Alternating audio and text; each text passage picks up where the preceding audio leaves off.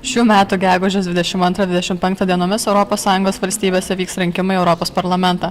Šie rinkimai Lietuvoje vyks trečią kartą, tačiau politologai neprognozuoja didelio rinkėjų aktyvumą. 2009-aisiais Lietuvoje vykusiuose Europos parlamento rinkimuose dalyvavo 20,98% rinkimų teisę turinčių rinkėjų. Nejaučia to kasdienybėje, kasdien mato per televizorių parlamentarus, prezidentą, bet kažkaip galbūt tai, kas vyksta Briuselyje, jam atrodo tarsi tai kažkas toli, galbūt jiems iš pirmo žvilgsnio atrodo, kad tai juos asmeniškai neliečia, bet iš tikrųjų tai liečia. Mažą rinkėjų aktyvumą lemia piliečių nesidomėjimas vidaus ir užsienio politika bei įsitikinimas, kad jų balsas nieko nepakeis. Na, aš asmeniškai balsuosiu Europos parlamento rinkimuose dėl to, kad man yra svarbu, kad būtų iš tikrųjų atstovaujama mano nuomonė ir mano vertybės.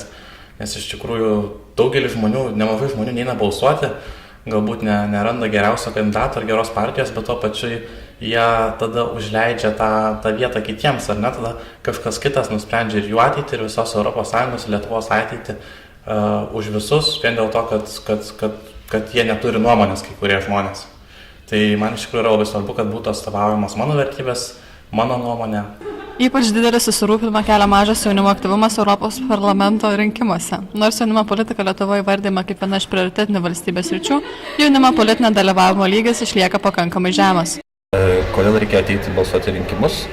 Tai visų pirma tam, kad išreikšt savo nuomonę, tam, kad parodyt, jog esi suaugęs ir subrendęs žmogus ir gali pasirinkti, ir kad už tave nenusprendžia tavo šeima, draugai ar aplinkos ratas, tam, kad tie, kas bus išrinkti, nebūtų išrinkti nupirktais balsais ar kažkokiom kitom juodosiom technologijom ir juodosiom priemonėm.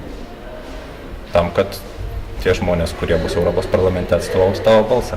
Politologai teigia, kad jeigu Europos parlamento rinkimai nesutaps prezidento rinkimo antruoju turu, rinkėjų aktyvumas ir vėl bus itin mažas. Šiemet Lietuvoje Europos parlamento rinkimai vyks gegužės 25 dieną.